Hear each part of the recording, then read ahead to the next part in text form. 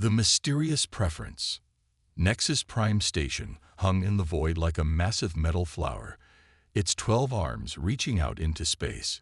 Each arm housed different species quarters, workshops, and docking bays.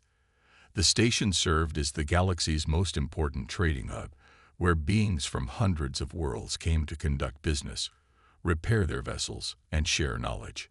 For over 3 centuries, it had been a symbol of galactic cooperation and technological advancement.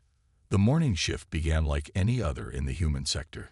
Captain Elena Vasquez walked through the corridors of Repair Bay 7, her weathered hands checking each workstation. At 52, she had spent more than half her life maintaining spacecraft. Her dark hair was streaked with silver, and her brown eyes held the steady confidence of someone who had seen every possible mechanical failure. Elena had started as a junior technician back on Earth, working on atmospheric shuttles. Now she ran the most unlikely success story on Nexus Prime. Bay 7 was nothing special to look at. The walls were painted a simple gray, and the equipment looked outdated compared to the gleaming facilities run by other species. The Zitherans had molecular assemblers that could rebuild entire ship sections. The Centaurians used quantum diagnostic arrays that could scan a vessel's complete structure in seconds. The Corthini possessed biomechanical repair systems that seemed almost alive. Yet somehow, Bay 7 had become the most requested repair facility on the entire station. Elena sipped her coffee and reviewed the day's schedule on her tablet. 3 Zitharan cruisers, 2 Centaurian merchants, and a massive Corthini freighter. 6 months ago, they would have been lucky to get 1 alien customer per week. Now they were booked solid for the next 2 months. The change had started small, with just 1 or 2 alien captains choosing their services over their own species' advanced facilities. Then word spread, and the trickle became a flood. Her second-in-command, Engineer Kjell Thorsen, approached with a puzzled expression. The tall Norwegian had joined Elena's team 5 years ago, bringing expertise in exotic matter engines. His blonde hair was tied back in a practical ponytail, and grease stains marked his blue coveralls. "Elena, we've got another one," Kjell said, holding up his communication device. "Commander Zixthera of the Zitharan Third Fleet wants to dock here. Her flagship has been giving her trouble for weeks. She specifically requested our services." Elena raised an eyebrow. Commander Zixthera was legendary among the Zitharans. Her people were known for their perfectionist approach to engineering and their pride in technological superiority. For her to seek human help was unprecedented. "Did she say what the problem was?" Elena asked. "Engine irregularities. Her own engineers can't figure it out. Neither can the Zitharan facility in Bay 3. She says she wants to try the human approach, whatever that means." Elena smiled. She had heard that phrase more often lately. The human approach. What did that even mean? They used the same basic tools as everyone else. Their diagnostic equipment was reliable but not revolutionary. They followed standard repair protocols. Yet somehow, they kept solving problems that stumped the galaxy's most advanced civilizations. 2 hours later, the Zitharan flagship Star's Edge glided into Bay 7. The vessel was a work of art, its hull gleaming with biometallic plating that shifted colors in the hangar lights. Zitharan ships were grown rather than built, their organic components forming perfect harmony with crystalline technology. The Star's Edge was 300 meters of flowing curves and elegant design, but Elena could immediately tell something was wrong. The ship's approach had been slightly uneven. Most people wouldn't notice, but Elena had watched thousands of vessels dock. This one was compensating for something, making tiny corrections that suggested an imbalance in its primary propulsion system. Commander Zixthera emerged from the airlock with her usual bearing of controlled authority. The Zitharans were tall and elegant, with pale blue skin and large dark eyes. Zixthera wore the flowing robes of her rank, marked with symbols that indicated her numerous victories in both battle and exploration. "Captain Vasquez," she said, her voice carrying the musical quality typical of her species. "I must admit, I never thought I would find myself in a human repair facility. I'm honored by your trust, Commander, Elena replied. What seems to be the problem? Zixthera's expression tightened with frustration. For the past 3 weeks, my ship has been experiencing what our engineers call ghost fluctuations in the primary drive system. The engine works perfectly most of the time, but occasionally it produces irregular pulses. Our diagnostic systems show nothing wrong. Every test comes back normal. Yet I can feel the ship responding differently. Elena nodded. This was becoming a familiar story. Advanced alien diagnostic systems were incredibly sophisticated, but they had limitations. They were designed to detect specific failure patterns and known problems. When something fell outside their parameters, they often missed it entirely. May I take a look? Elena asked. The commander gestured toward her ship. By all means. Though I should warn you, our chief engineer has run every possible diagnostic. If there was a mechanical failure, we would have found it. Elena and Kale followed Zixthera into the star's edge. The interior was as beautiful as the exterior, with organic curves and surfaces that seemed to pulse with gentle light. They made their way to the engine room, where the ship's primary drive hummed with barely contained energy. The Zithran chief engineer, a younger officer named Silandra, greeted them with barely concealed skepticism. Like many of her species, she took pride in Zithran technological superiority. The idea that humans might solve a problem that had stumped her was clearly difficult to accept. I have run complete system analysis 17 times, Silandra said, her voice crisp with efficiency. Molecular scanning, quantum resonance testing, biomechanical compatibility checks. Everything is within normal parameters. Elena walked around the engine room slowly, her experienced eyes taking in every detail. She didn't head straight for the diagnostic stations or computer terminals. Instead, she simply observed. She watched the play of light across the engine's biocrystalline matrix. She listened to the subtle sounds the drive system made. She even placed her hand gently against the engine housing, feeling for vibrations that might not register on sensors. Your engine is beautiful, Elena said genuinely. The integration between the biological and crystalline components is remarkable. But tell me, when did you last recalibrate the harmonic resonance between the two systems? Silandra looked confused. Harmonic resonance requires no calibration. The biocomponents and crystals achieve natural synchronization. This has been fundamental Zithran engineering for centuries. Elena nodded but continued her examination. She knelt down beside the engine housing, pressing her ear against the warm surface. To the Zithrans, she probably looked primitive, using such crude methods. But Elena could hear something they couldn't, a faint irregularity in the harmonic frequency, so subtle that it would never trigger an alert on their sophisticated systems. Commander, Elena said, standing up, when you say you can feel the ship responding differently, what exactly do you mean? Zixthera considered the question carefully. It is difficult to describe. Sometimes, when I give a command, there is a tiny delay before the ship responds. Not enough to affect performance significantly, but noticeable to someone who has commanded this vessel for 10 years. And these delays happen at random intervals. Yes, there is no pattern we can identify. Elena smiled. She was beginning to understand the problem. Kel, can you bring me the harmonic analyzer from our kit? The old one, not the new digital model. Kale looked surprised but complied. The device Elena had requested was ancient by galactic standards, a simple tool that measured sound frequencies through direct contact. The Zithrans watched in fascination as Elena attached the device to their engine housing. The problem isn't mechanical, Elena explained as she worked. Your biocomponents and crystals are indeed achieving natural synchronization, but they're doing it slightly differently each time. The variation is so small that your systems register it as normal operation. But over time, these tiny variations accumulate, creating the irregular pulses you've been experiencing. Silandra shook her head. Impossible. Our biocrystals maintain perfect harmonic alignment. They have done so for generations. Elena held up the readout from her simple device. Look at this. The harmonic frequency is shifting by approximately 0.003% every few hours. It's like a musician whose instrument goes slightly out of tune so gradually that they don't notice until they try to play with someone else.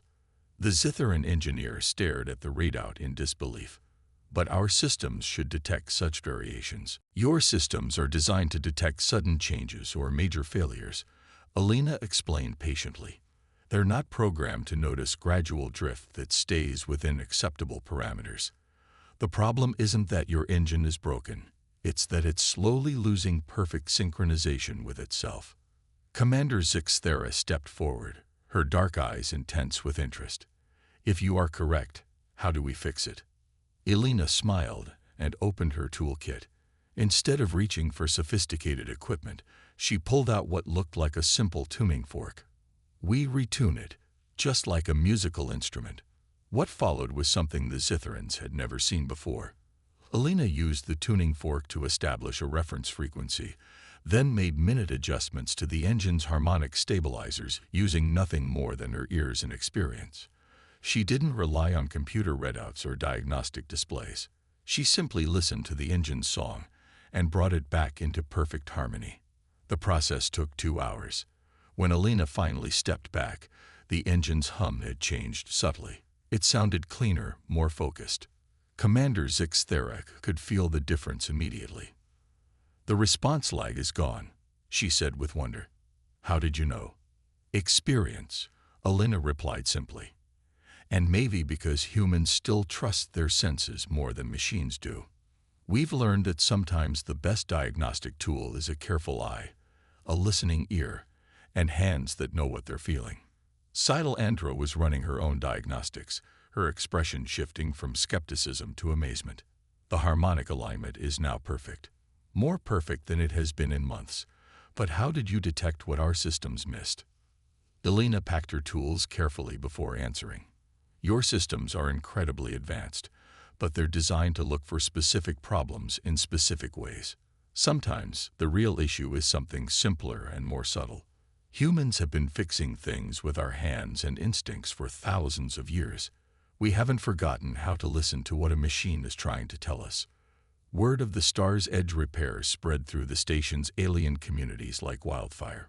Commander Zixthera herself had endorsed the human repair team, calling their methods surprisingly effective in her official report. Within days, Elena's team was fielding requests from species that had never before considered human technical capabilities. The pattern repeated itself over the following weeks. Alien ships with problems that defied their own advanced diagnostic systems found solutions in Bay 7. Elena and her team developed a reputation for solving the unsolvable, not through superior technology, but through careful observation, experience, and intuition. Director Haskins, the station's human administrator, called Elena into his office to discuss the phenomenon. He was a thin man with graying hair and the perpetually worried expression of someone responsible for keeping a massive space station running smoothly. Elena, I'm getting complaints, he said, gesturing to his communication terminal. The other repair facilities are losing business. Some of the alien department heads are demanding to know what you're doing differently. Elena sank into the chair across from his desk. We're not doing anything revolutionary, Director. We're just paying attention to details that their systems might miss. Can you be more specific? Because frankly, I'm curious too. 6 months ago, Bay 7 was our least profitable facility. Now you're booked solid and turning away customers. Elena thought carefully about how to explain it. The other facilities rely heavily on automated diagnostics and AI systems. Those systems are incredibly sophisticated, but they have blind spots. They're programmed to recognize specific failure patterns and known problems. When something doesn't fit their parameters, they miss it. And humans don't. We approach problems differently. We use our senses. We look for things that seem out of place, even if we can't quantify why. We trust our instincts when something feels wrong, even if the computers say everything is fine. Director Haskins leaned back in his chair. So you're saying that sometimes Older methods work better than newer ones. I'm saying that different approaches solve different problems. The alien systems are perfect for detecting major failures and obvious issues. But sometimes the real problem is something subtle that requires a different kind of attention. As Elena left the director's office, she reflected on the changes in her life. For 20 years, she had been content to work quietly in Base 7, maintaining human vessels and the occasional alien ship that needed basic repairs. Now she found herself at the center of something larger. The galaxy's most advanced civilizations were seeking out human expertise, not because humans had better technology, but because they had preserved something that others had lost. The human touch, the ability to sense what machines couldn't detect. The wisdom that came from generations of fixing things with careful hands and patient observation. In a galaxy obsessed with technological advancement, these ancient skills had become invaluable. Elena didn't fully understand why, but she knew that Base 7 had become more than just a repair facility. It had become a bridge between the old ways and the new, between intuition and analysis, between the human heart and the galactic mind. And somehow that bridge was exactly what the galaxy needed. The universal discovery.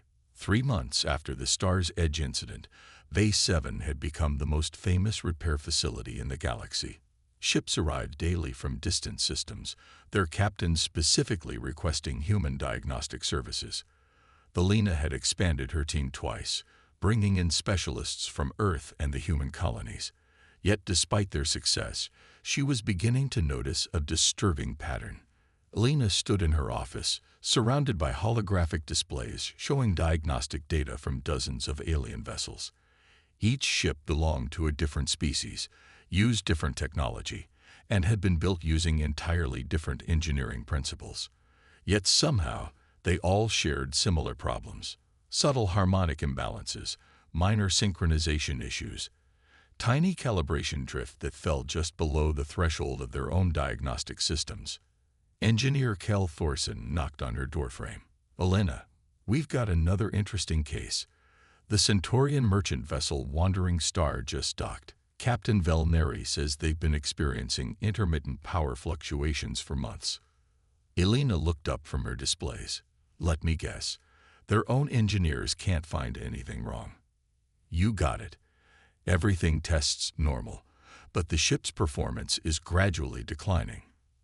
Elena sighed. This was becoming the standard story.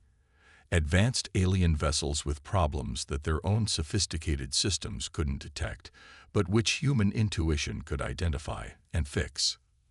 At first, she had attributed it to different diagnostic approaches.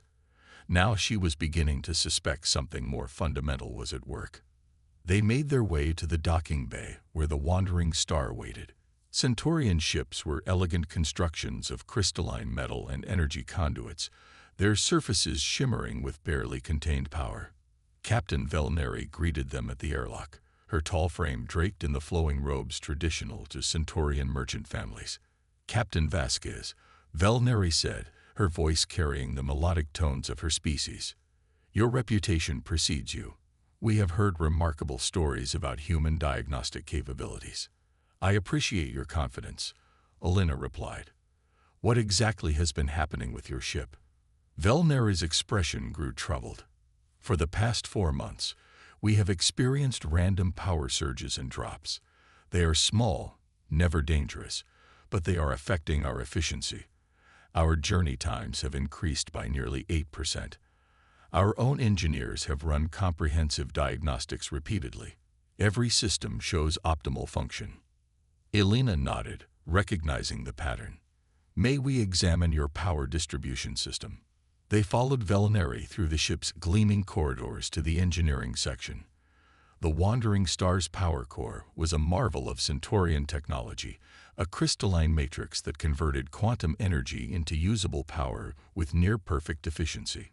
Chief Engineer Zareth greeted them with polite skepticism. "I have analyzed every component of our power system," Zareth said, his 4 arms gesturing to the various control panels. "Quantum resonance is stable, crystalline matrix shows no degradation, energy flow patterns are within all acceptable parameters. Elena walked slowly around the power core, her practiced eyes taking in every detail. Like the Zitharan engine, this system was incredibly sophisticated, but she was beginning to recognize subtle signs that indicated problems brewing beneath the surface. When you experience these power fluctuations, Elena asked, do they happen at specific times or under certain conditions? There is no discernible pattern, Zareth replied. They appear to be completely random. Elena knelt beside one of the power distribution nodes, placing her hand against the crystal housing. She could feel a slight irregularity in the energy flow, a tiny variation that wouldn't register on standard sensors but was definitely present. Kel, can you bring the spectrum analyzer? Elena called. The old electromagnetic frequency detector. As Kel fetched the requested equipment, Elena continued her examination. She was starting to see the same fundamental problem that had affected the Zitharan ship and dozens of others. The systems were functioning perfectly according to their design specifications, but they were slowly drifting away from optimal synchronization with themselves. Captain Velinari, Elena said as she worked, when was this ship built? 17 years ago. She was constructed at the Centaurian primary shipyard, using our most advanced techniques. And has she ever required major system upgrades or modifications? Velinari looked puzzled by the question. No. Centaurian vessels are designed to operate for centuries without significant modification. Our technology is extremely reliable. Elena nodded, but she was beginning to form a theory that troubled her. She connected her electromagnetic detector to the power core and immediately saw what she expected. The energy frequencies were shifting slightly over time, creating the power fluctuations that the ship's systems couldn't detect because they fell within acceptable variance ranges. I think I understand the problem, Elena said, standing up. Your power core is experiencing microdrift in its quantum resonance frequency. The changes are so small that your diagnostic systems interpret them as normal operational variance. But over time, these tiny shifts accumulate and create efficiency losses. Zareth examined Elena's readings with growing amazement. But this should be impossible. Our crystalline matrices are designed to maintain perfect resonance stability. They do maintain perfect stability, according to their programming, Elena explained. But that programming assumes certain operational constants that may not remain constant over years of use. Your crystals are slowly adapting to microscopic changes in their environment, and your systems interpret this adaptation as normal function. What followed was a delicate process of retuning the wandering star's power systems. Elena used techniques that combined human intuition with careful measurement, gradually bringing the ship's various systems back into perfect harmony. The process took most of the day, but when it was complete, the improvement was immediately obvious. Power efficiency has increased by 12%, Zareth reported, his voice filled with wonder. The fluctuations have completely disappeared. How did you detect what our sensors missed? Elena was packing her tools when the answer came to her with startling clarity. I think the real question is why your sensors are missing these problems in the first place. That night, Elena called a meeting with her senior staff. The conference room in Bay 7 was simple compared to the elaborate meeting spaces used by other species, but it served their purposes well. Elena stood before a large display showing diagnostic data from every alien ship they had repaired over the past 6 months. I want everyone to look at this data and tell me what you see, Elena said. Hale studied the information carefully. Every ship shows the same basic problem. Gradual drift in system synchronization that falls below diagnostic thresholds. Exactly, Elena replied. Ships from completely different species, using entirely different technologies, all experiencing the same fundamental issue. That's not a coincidence. Engineer Sarah Chen, who had recently joined the team from the Luna shipyards, raised her hand. Are you suggesting there's some kind of universal flaw in alien ship design? I'm suggesting something more troubling than that, Elena said. I think we're seeing the result of over-reliance on automated diagnostic systems. Every species we've worked with has developed incredibly sophisticated AI systems to monitor and maintain their ships. These systems are so advanced that the species have stopped developing their own diagnostic intuition. The room fell silent as the implications sank in. Chief Mechanic Rodriguez, a veteran of 30 years in space maintenance, spoke up. "You're saying they've forgotten how to actually listen to their ships." "That's exactly what I'm saying. Their diagnostic AIs are programmed to detect specific types of failures and known problem patterns. When something doesn't fit those patterns, the AI classifies it as normal operation. Over time, these tiny normal variations accumulate into significant problems." Kale leaned forward. "But why don't humans have the same problem?" Elena smiled. "Because we never fully automated our diagnostic processes. We still train our engineers to use their senses, to trust their instincts, to notice when something doesn't feel right even if the computers say it's fine. We've maintained the human element in our technical work." Sarah looked at the data displays with new understanding. "So when we fix these ships using primitive methods, we're actually solving problems that their advanced AIs can't even recognize exist." "Precisely. We're filling a gap that these civilizations don't even know they have." The next morning brought a visitor that would change everything. Ambassador Velinari, who Elena recognized as Captain Velinari's sister, arrived at Bay 7 with an official diplomatic escort. The Centaurian ambassador was even more impressive than her merchant sister, wearing robes that indicated high rank in the Centaurian Trade Council. "Captain Vasquez," Ambassador Velinari said formally, "I have come to discuss a matter of great importance to the galactic community." Elena led the ambassador to her office, wondering what could have prompted such a formal visit. As they settled into chairs, Velinari's expression grew serious. "Your repair of my sister's vessel has caused considerable discussion among the Centaurian engineering councils," the ambassador began. "We have discovered that similar problems exist throughout our merchant fleet. Ships that we believe were operating at peak efficiency have been gradually losing performance for years." Elena felt a chill of apprehension. How widespread is the problem? "Preliminary investigations suggest it affects approximately 70% of our active vessels.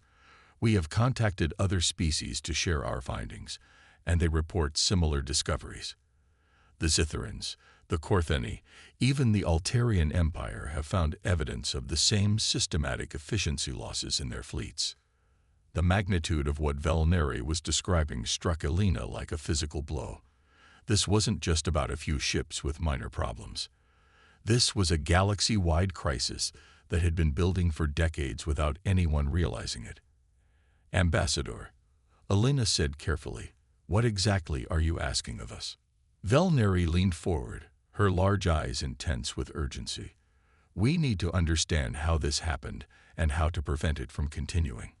Our civilizations have invested centuries in developing sophisticated automated systems, but those systems appear to have critical blind spots. We need to learn from human diagnostic methods." Elena stood and walked to her window, looking out at the busy docking bays, where ships from dozens of species waited for repairs. "You're talking about changing fundamental approaches to engineering that have been in place for centuries." "Yes," Velinari said simply. "We are." Over the following weeks, Elena found herself at the center of an unprecedented galactic initiative. Representatives from every major civilization arrived at Nexus Prime to observe human diagnostic techniques and learn from Bay 7's methods. Elena's small repair facility became a classroom where alien engineers learned to use their senses instead of relying entirely on automated systems. The process wasn't easy. Species that had prided themselves on technological superiority struggled to accept that their methods had fundamental flaws. But the evidence was overwhelming. Human diagnostic techniques were identifying problems that had escaped detection for years, problems that were collectively costing the galaxy enormous amounts of efficiency and resources. Commander Zixthera returned to Bay 7 with an entire delegation of Zitharan engineers. "Captain Vasquez," she said, "we have analyzed our entire fleet using the techniques you taught us. We discovered efficiency losses that total nearly 15% of our operational capacity. If we can correct these problems fleet-wide, we will save resources equivalent to building 50 new ships. Similar reports came in from other species. The Korthani found that their biomechanical ships had been slowly losing synchronization with their organic components. The Altarians discovered that their quantum drives had been drifting away from optimal calibration for decades. Every major civilization was uncovering evidence of the same systematic problems. Elena found herself appointed as special advisor for diagnostic innovation, a position that didn't exist before, but was created specifically to address the crisis. Her new role involved traveling throughout the galaxy, teaching alien engineers how to supplement their automated systems with human-style intuitive diagnostics. The solution wasn't to abandon advanced technology, but to combine it with human sensory awareness and experiential knowledge. Elena worked with teams of alien scientists to develop new training programs that taught engineers to trust their instincts and use their senses even while working with sophisticated equipment. The project took 2 years to implement across the major civilizations, but the results were remarkable. Fleet efficiency improved by an average of 12% across all species.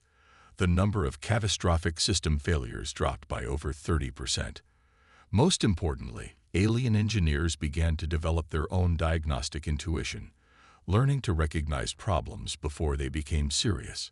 Elena stood on the observation deck of Nexus Prime, watching ships from across the galaxy dock at the station's many bays. The site looked the same as it had 3 years ago, but she knew that everything had changed. The ships were running more efficiently, their crews were better trained, and the entire galaxy had learned the value of combining advanced technology with ancient wisdom. Kale joined her at the observation window. "Hard to believe it all started with one Zitharan battlecruiser and a tuning fork," he said. Elena smiled. "Sometimes the simplest solutions are the most powerful ones. We didn't teach them anything revolutionary. We just reminded them to pay attention." And now, Elena watched as a massive Korthani freighter glided smoothly into its berth, its movements precise and efficient in a way that would have been impossible 3 years ago. Now they remember that technology is a tool, not a replacement for understanding. They've learned that the most sophisticated diagnostic equipment is only as good as the person using it. The transformation hadn't just been technical. It had been cultural. The galaxy's civilizations had rediscovered the value of craftsmanship, of paying attention to details, of trusting experience and intuition alongside automated systems. They had learned that progress didn't always mean replacing older methods with newer ones, but sometimes meant combining the best of both.